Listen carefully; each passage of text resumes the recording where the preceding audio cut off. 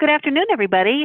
I'd like to welcome you to Aging with Autism, Learning from the Life of Donald Triplett. And today we have Beth Zwick from the Nancy Lurie Marks Foundation. This webinar is being offered through the ARC of Massachusetts, and we welcome you to view today. After the recording, this will be placed on our YouTube channel, so you can watch it again at any time. So thank you, Beth, so much for joining us, and I'll let you take it from here. Oh, thank you, Carrie. It's great to be here. And thank you to the ARC of Massachusetts for inviting me to come and share this wonderful story. Today, I'm going to discuss a few issues relating to aging with autism by looking at the life course of a single individual. We'll talk about how that one individual is doing as he's an older adult and as he's aging, and what we can learn from his life, particularly what we can learn about the role of community in his life. Before I start talking about Donald Triplett, I just want to tell you a little bit about the Nancy Lurie Marks Family Foundation. The primary mission of the Nancy Lurie Marks Family Foundation is to help people with autism lead fulfilling and rewarding lives. We're located a little bit outside of Boston, Massachusetts. For over 40 years, the NLM Foundation has been committed to understanding autism from a scientific perspective, increasing opportunities and services available to the autism community, and educating the public about autism. I joined the foundation staff 2 years ago. My areas of focus include developing inclusive recreational and cultural programs for older adults with autism in Greater Boston, and looking at the many unexplored issues around autism and aging. So, this is Donald Triplett. Donald Triplett was the first person ever to be diagnosed with autism. That was 75 years ago, and he has just turned 85, as you can see from his birth date. He's still living in the small town where he was born and raised of Forest, Mississippi.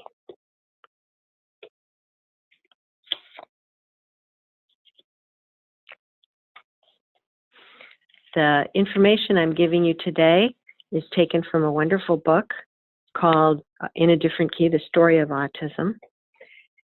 It also appeared in a 2010 article by these same authors, John Donvan and Caren Zucker, called Autism's First Child. And that article in the Atlantic in 2010 was so popular and received so much attention that they were encouraged to want to write a full book, which they did. This is a very thick book about the history of autism, and Donald Triplett's story kind of bookends it. They talk about him at the beginning and the end of the book. And before we talk in detail about Donald, I just want to tell you a little bit about autism. Most of you probably listening to this webinar know more than one person with autism. Perhaps you yourself are autistic. So as you know, there's a great heterogeneity among people on the autism spectrum. Here are some key features of autism. It is a neurodevelopmental condition, meaning it's neurological and it's discovered developmentally. Scientists have come to understand that it's influenced by both genetic and environmental factors. It's currently diagnosed by delays in meeting developmental milestones in children, especially milestones related to social communication and behavioral control. And as I say, usually it's diagnosed in childhood, which is important to our story today. And it's highly heterogeneous. There are people with many, many different characteristics of autism. It's often described as a spectrum, but that's probably oversimplifying it a little bit. Some people have stronger verbal abilities, and they are sometimes described or used to be described as having Asperger's syndrome. Others who have more pronounced communication challenges, individuals who are nonverbal or minimally verbal, are sometimes referred to as having classic autism. All of them have a wide variety of sensory challenges and challenges with behavioral control. The current research on autism, we believe at this time, will lead to the definition of treatable subtypes The current scientific thinking is that there's many, many, many different subtypes, dozens at least, perhaps 100, all of them with different genetic causes and perhaps different environmental triggers, but that when those subtypes are defined and well understood, then it will be possible to start looking at treatment.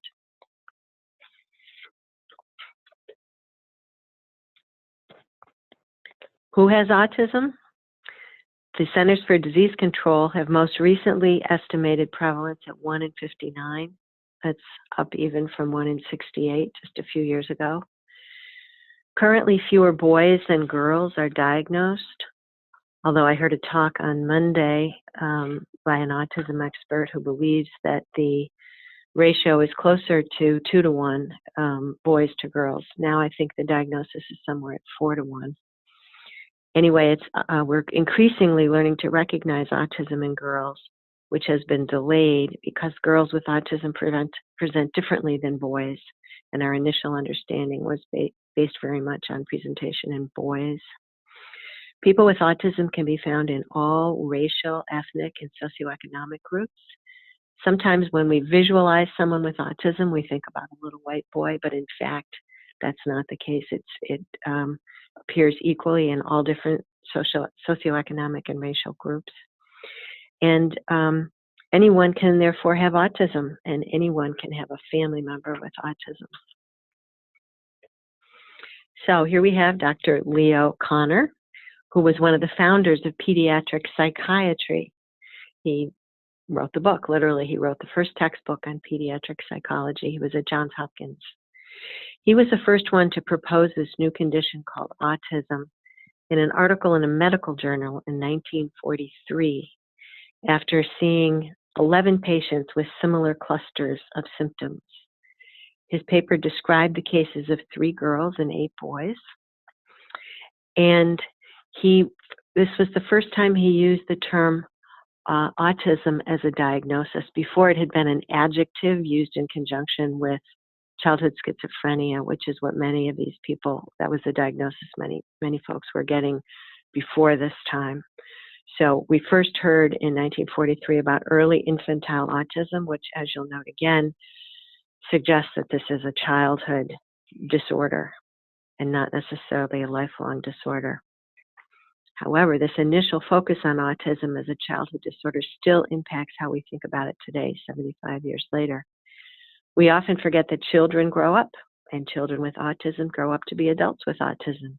And then these individuals grow older to become older adults with autism. Here we have Donald T. as a baby. Donald Triplett was one of the first of these 11 case studies. His parents took him to see Dr. Kanner in 1938 when he was about 5 years old. And Dr. Kanner gave him the diagnosis of autism when he was about 10. Until that point, autism had probably been misdiagnosed as feeble-mindedness, or as I said earlier, childhood schizophrenia. When he was a baby and toddler, Donald showed signs of what we would now consider classic autism. He wasn't very interested in people, even his mother, but he was absolutely fascinated by spinning objects. He only spoke in brief sentences, but he memorized all the U.S. presidents, and he enjoyed reciting the alphabet backwards. He loved music from a very early age and was later found to have perfect pitch. Donald also lost behavioral control if anything in his schedule or his environment was changed even a little bit. Sameness was very important to him. Donald's parents were Mary and Beeman Triplett, who lived in Forest, Mississippi. Mary's parents owned the local bank, the Bank of Forest, and Beeman, her husband, also his proper name was Oliver, but everybody called him Beeman. He was the town attorney and the son of a former mayor. So this is a very prominent family in this small town. Donald was their first child. Here in the photo, you can see Donald a little earlier fishing with his brother Oliver. By age 3, Donald could not feed himself and was even starting to be He even started refusing to be fed by his mother. At the advice of their family physician and out of utter desperation, Donald's parents placed him in a local sanatorium, ostensibly to address this eating problem. He did start to eat while he was there, but his overall demeanor declined very rapidly, and after 1 year, at age 4, his parents brought him home again.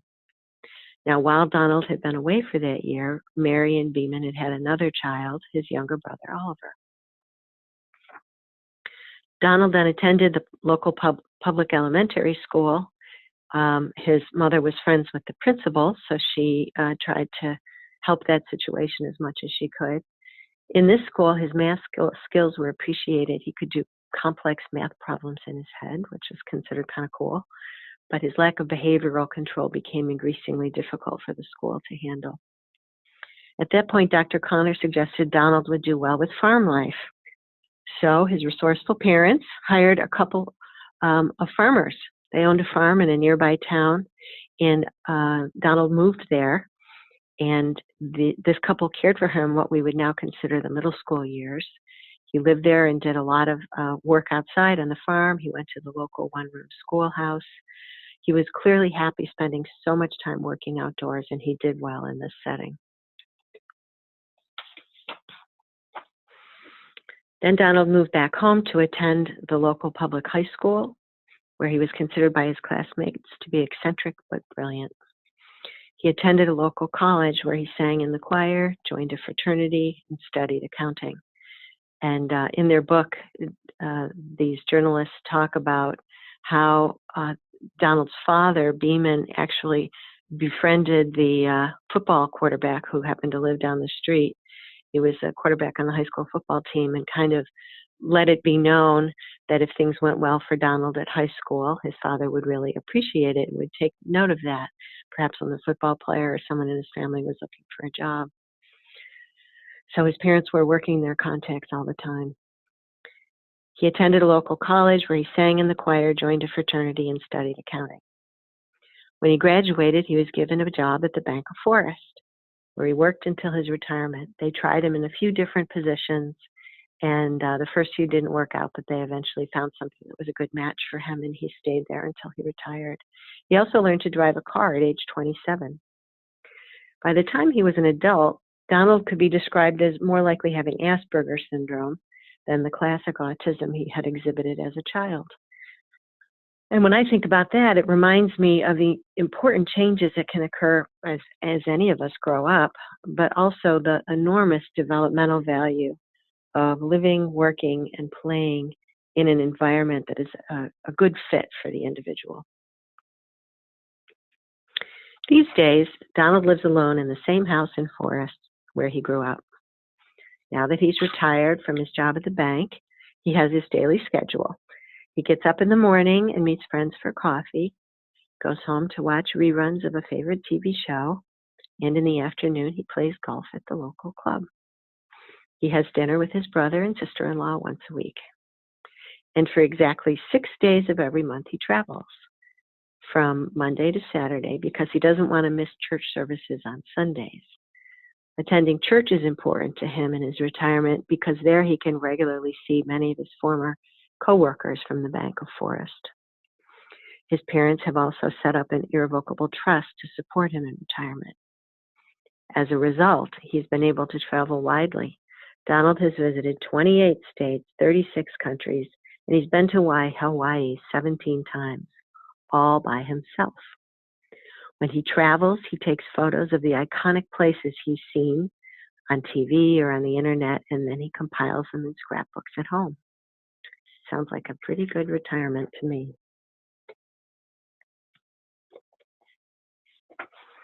Clearly, Donald Triplett is aging well with autism. In fact, we could even ask at this point whether Donald Triplett is, quote, disabled because he and his environment fit together so well. That's a definition of disability that some people use, a lack of fit between a person and their environment, but he seems to be fitting very well at this point. Near the end of her life, his mother wrote that Donald is living a quality of life far better than anyone predicted. Now I want to look at some of the reasons for that. Here are a few of the factors that I believe are contributing to Donald's quality of life. A supportive community. Donald Triplett is very fortunate to still be living in the small town where he's lived his whole life. He's also fortunate to have been born into a prominent family. He is known and greeted by name wherever he goes in town. Donald gives everyone he meets a number, and it's considered a status symbol in Forest to have a Donald number. His friends threw him a party on his 80th birthday, and 100 people showed up to celebrate with him. Here we can see a poster advertising a celebration at the Forest Public Library when In a Different Key was published in 2016. Having a supportive community is so important that I'd like to say a little bit more about it. There's been a great deal of research lately on social isolation, and AARP is bringing it to public attention with a new multi-million-dollar project. They're investing a lot of money in understanding social isolation among older adults and how best to address it. I think it's helpful for us to distinguish between social isolation and loneliness. The first one, social isolation, is objective. It can be measured by how many contacts someone has in a social context someone has in a period of time, how many social relationships they have, how often they see the people around them. Loneliness is a subjective state that's measured by asking people how they feel. Do you feel lonely? So you could have a lot of social contacts and still feel lonely, or you could have very few social contacts and not feel lonely at all. So that is a subjective state. The two groups of individuals that researchers have identified who are most impacted by both social isolation and loneliness are older adults and people with disabilities, particularly developmental disabilities. So someone who is in both groups, an older adult with a developmental disability like autism, has heightened risk for both social isolation and loneliness. Here is an example of some research. These are local researchers. They are at UMass Boston Gerontology Institute, Caitlin Coyle and Beth Dugan. And in their study, they compared the impacts of social isolation with the impacts of loneliness. And interestingly, they found there are greater physical health impacts of social isolation, comparable, in fact, to smoking a pack of cigarettes a day, and greater mental health impacts of loneliness.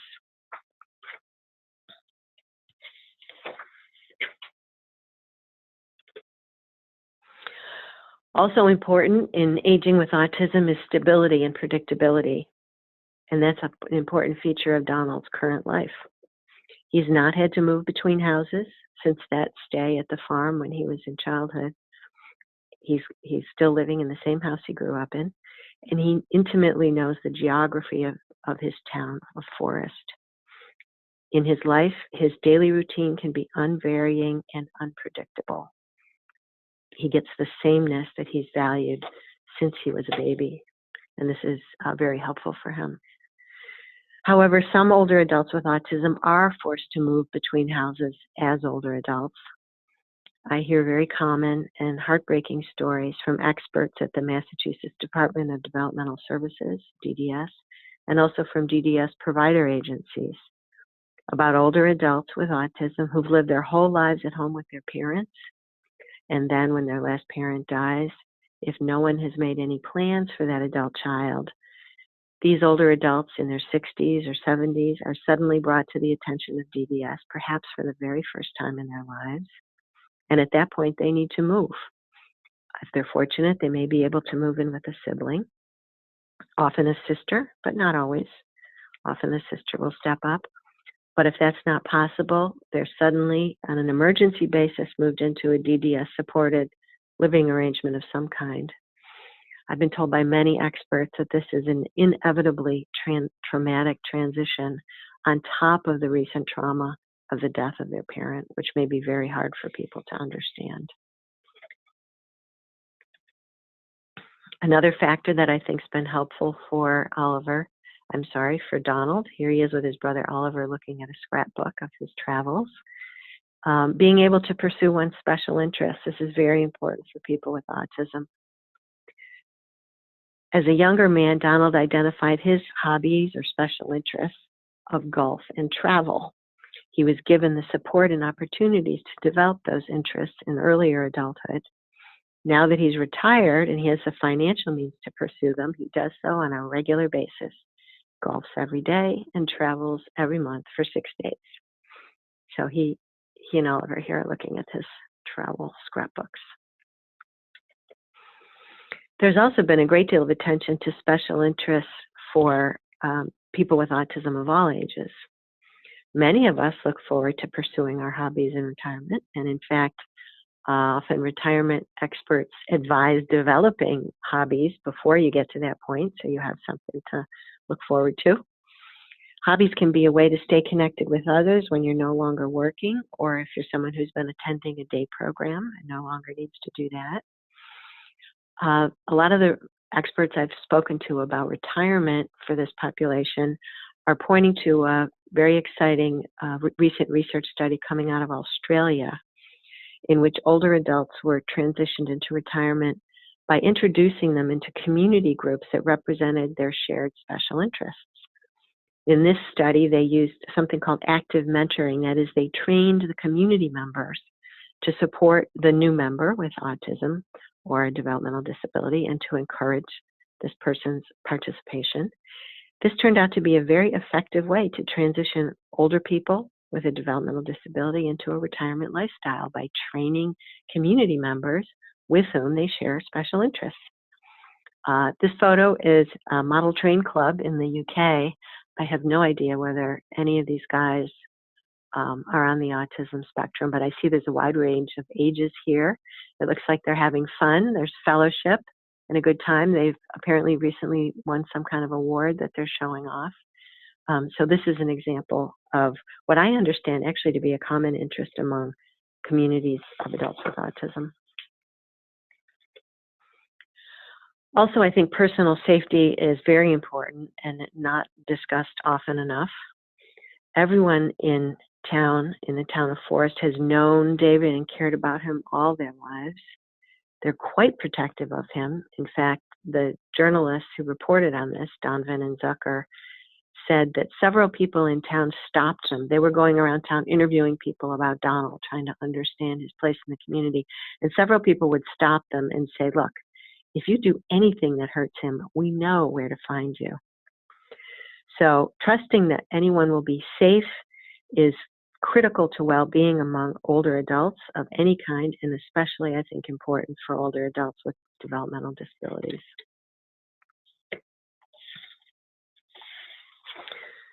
This point has been underlined by a recent story that National Public Radio aired in January of this year. The reporter Joe Shapiro, the very prominent disability reporter Joe Shapiro, presented a series of stories. It was a series called Abused and Betrayed, about the sexual assault of people with intellectual disability. As we've noted, some people with autism have intellectual disability and some don't. This study, which relied on federal data, found that people with intellectual disability are 7 times more likely to experience sexual assault than people without intellectual disability, and that, in fact, is thought to be underreported on both sides. Women with intellectual disability are 5 times more likely to be assaulted than men with intellectual disability. And people with other disabilities, such as autism or cerebral palsy, not including intellectual disability, are 3.5 times more likely to be assaulted than people without any disability. Here, this is a photo of Pauline, someone who was featured in this NPR series. And Pauline had reported being assaulted by someone in her household in a shared living arrangement. It's also true, as has been reported by the Ruderman Family Foundation, that people with disabilities make up the majority of both African American and Caucasian victims of police shootings. Often, these are people with developmental disability or mental illness. Outside of his small town, where his family enjoyed a high social status, Donald could have been at much greater risk. Finally, a huge advantage is that Donald had the parents he did. They had financial resources, obviously, and the education and initiative to reach out to the most prominent child psychiatrist of the time, which is probably why Donald Triplett was autism case number 1. His parents also sought out all the help they could find when he was a child. They found a farm where he could live during the middle school years when it was particularly challenging. They figured out how to get him into and through college. They used their status in the community to create a job for him. They taught him how to drive and how to play golf. They planned out where and how he would live when they were gone. And they established what we would now call it special needs trust. Donald is also very fortunate to have an actively involved sibling, his younger brother Oliver, who still keeps an eye on him. So here he is walking with Oliver in recent years. Few parents can offer our adult children the financial resources of the triplets, but all of us parents can improve their prospects tremendously by planning ahead for a safe and healthy future after we're gone. Now, this is one of the major benefits that parents can provide before they pass, is putting in place some kind of a future plan for their adult child. What we've been learning, there's a great deal of evidence that this can make the difference between a good, solid future for this adult child and a really difficult, problematic future. So many agencies are increasingly offering resources to help with this process. I just want to talk for a minute about a few resources provided by the ARC. One is national. The ARC of the United States has an online tool. You can make a plan online. It's called Build Your Plan on a special website called futureplanning.thearc.org. So if you just go to the ARC of the United States website and look at future planning, you'll find this tool called Build Your Plan. Very well regarded. This is a gift to your adult child from parents at any income level. Also in Massachusetts, the ARC of Massachusetts has a program called Support Brokers, which provides trained facilitators to help facilitate a person-centered planning process, including future planning with an adult and his or her parents. Caren Mahoney, who's hosting this call, directs that program, and she could provide more information. Here we have the famous quote attributed to Stephen Shore: "When you've met one person with autism, you've met exactly one person with autism." I have read studies of other older adults with autism, and frankly, few of them has fared as well as Donald Triplett. We might think of Donald as not only the first case of autism, but also the ideal case as he ages. Now, everyone with autism is different, and other men or women may have fared very differently under the exact same conditions that were presented to Donald. But I think there's a great deal that we can learn from his experience, especially regarding the role of a supportive, familiar, and safe community, where someone can happily pursue their interests as they age, where one is known, protected, and loved for one's whole life. Anyone would be fortunate to age as well as Donald Triplett. Here we have the key resources that I use for this information. The second one is that article in the Atlantic, Autism's First Child, which you can still get online, by the way. If you just Google on that, it's free and available in full. And then the book that came out in 2016. And here's a photo of Donald in 2016 with the two authors when that book was published. I would like to acknowledge the very fine reporting by John Donvan and Caren Zucker, on which this presentation is based. I also want to thank very much Carrie Mahoney and the ARC of Massachusetts for the invitation to do this webinar. And I want to acknowledge Mr. Triplett's reported graciousness in opening up his life to these journalists for so many months, so that others, like us, might learn from his journey into aging with autism. Thank you for listening. Well, thank you very much, Beth, for that terrific webinar. And I'd like to thank Beth, our presenter today, and the Nancy Lurie Marks Family Foundation for hosting this and enlightening us into the wonderful life of Donald Triplett. So appreciate you all listening today, and this will be on the ARC's YouTube channel. So everybody have a terrific day now. Bye-bye.